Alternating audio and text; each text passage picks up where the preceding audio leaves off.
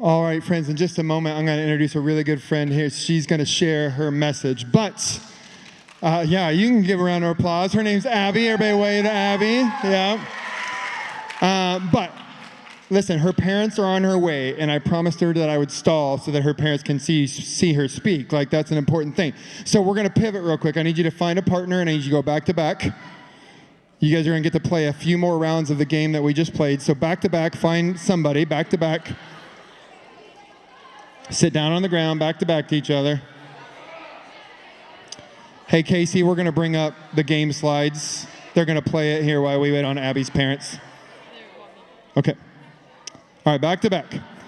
So here's the thing. You're trying to guess what you think the other person is going to say. You're trying to match, but you can't cheat.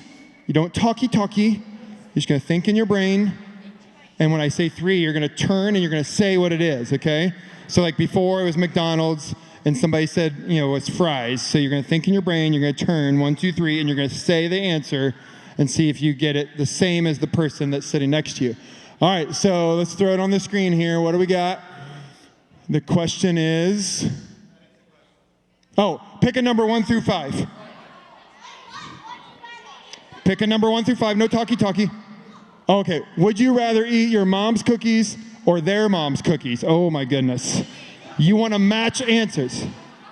What's that? Cooking cookies, it's all the same. All right, so everybody quiet. Think of your answer. I'm going to go 3, 2, 1, and you're going to turn and say your answer. Ready? Here we go. 3, 2, 1, go. Okay, cool. Good? All right, good. We'll do one more. Did anybody get it right? Raise your hands if you matched up. Wow. You guys have ESPN. Good. All right, next one. It's our last one. You ready? Would you rather eat Chinese food or Mexican food? Everybody quiet, no speaking. Chinese food or Mexican food, no talking. 3, 2, 1, go. I see some rejoicing. Good. Okay, we are ready to hear from Abby. Everybody turn this way. Put your devices away.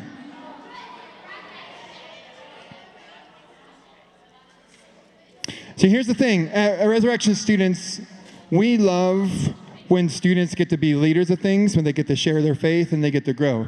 You've seen that by students be on stage. We've had some of our high schoolers share earlier this week. On Sunday, we did this thing called Lead KC. A bunch of our high school leaders got together and they started planning what was going to happen next year and the years after that. So you had seniors in that room that wanted to leave a legacy about what they have gone through and what they want student ministry to be. You had freshmen, sophomores, juniors that want to plan what's happening for the next few years so that they can be a part of that leadership. Your guys' opinion is very important to us. So like voting on worship songs, all those type of things. But a few months ago, Abby came to me and she goes, hey, I've seen students up there talking on stage. Like, can I do that? I'm like, absolutely. Tell me what you want to share. And she sat down and shared like what God had been doing in her heart and her life. And I was like, oh my goodness, Abby, you have to share this with everybody. So what we know is she's got a massive smile and she has a huge heart for other people. And I'm just really excited about what God's going to share through her. And so really at this point, I need all you guys facing forward and I need our mouths quiet. And I need your posture and everything be to Abby so she can share what's going on. Will you guys give her a big round of applause?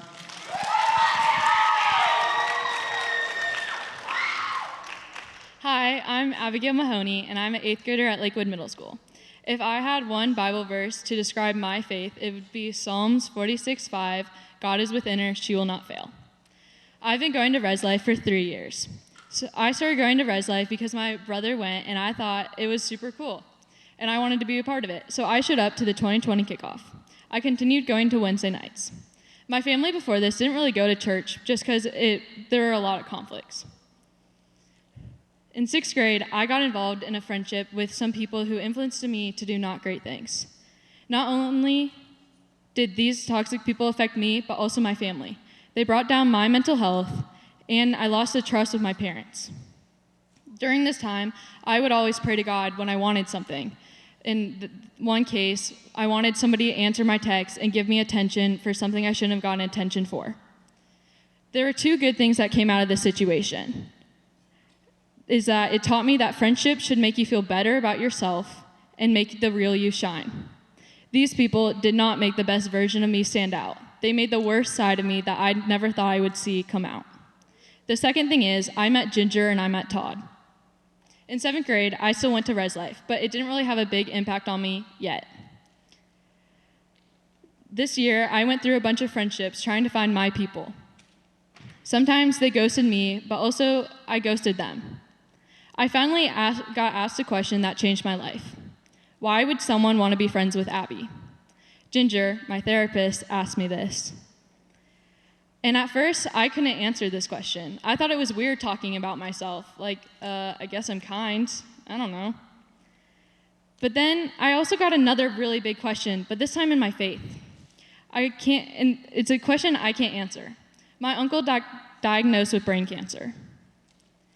First, he got diagnosed with glioblastoma brain cancer. 2, I blamed it on God when I found out. 3, my uncle, Dom, is an amazing person. He saved over thousands and thousands of lives. I would like to say that he saved my parents' lives. Because when my dad was in the hospital, he showed up without even having to be asked. He lifted a weight off my dad's shoulder and was able to be there for my mom. And my mom had to be strong for me and my brothers and strong for my dad. But she didn't have to be strong for Uncle Dom. It gave my dad a space so that he would be able to take the time and get better. I will never be able to repay my Uncle Dom for this, but I will always look up to him, and he will always be one of my biggest inspirations and role models, because I am so grateful he did this for my parents. I think it's very unfair that he has brain cancer, and I still do.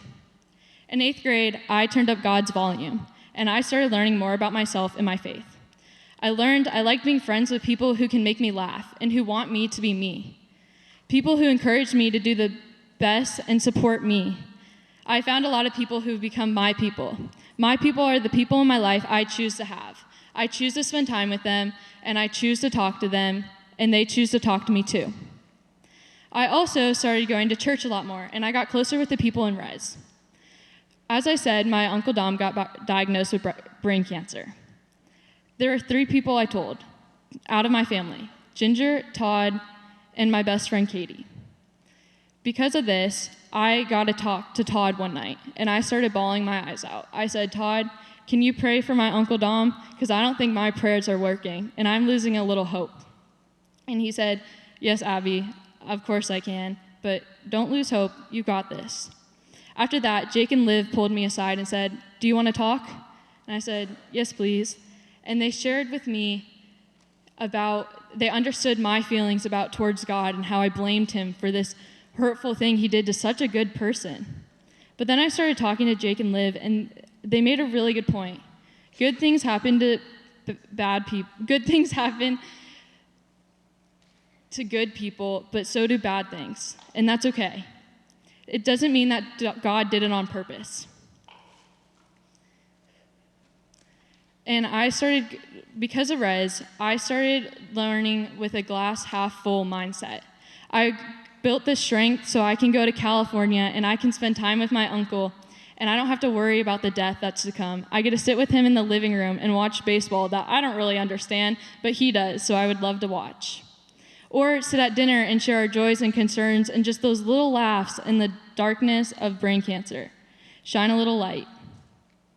Because of Res, it has taught me how I want to be myself. It has let God shine within me, and I've become stronger because of it. I learned I loved helping people and bringing people joy. I remember Ginger, and she said, Abby, I see God through you by the joy you bring others. I like to bring joy to others because God brought joy to me by the people in my life, by my parents, by my friends, by my guinea pig, Rocky. I don't pray as much as I probably should, but I see God in the ways he works through me, in the ways I see he works through other people.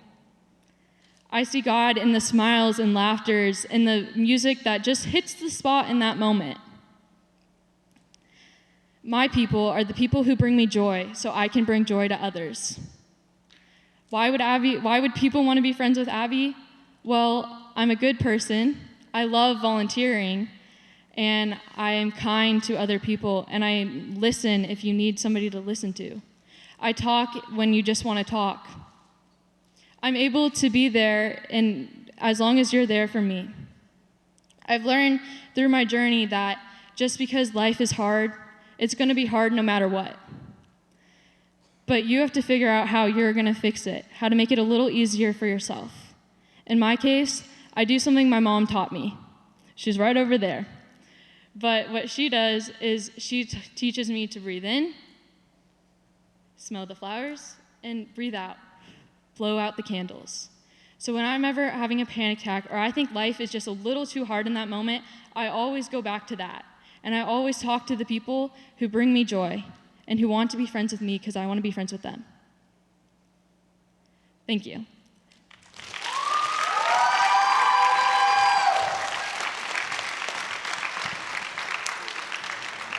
Stay here for a second, friend. Hey, y'all. It's so powerful when God speaks through us. And I want you to know that quite often you hear like that you're the next generation. But look at this. You guys are the now generation, right? God is working through each and every one of you all the time, through the friendships you have, through the family that you're part of, through the things that you choose to do. And Abby, you've been a wonderful reflection of that. Will you guys give her another big round of applause? Awesome. Well done, sister. So you'll have a moment to talk a little bit about friends in your small group. You'll have a game.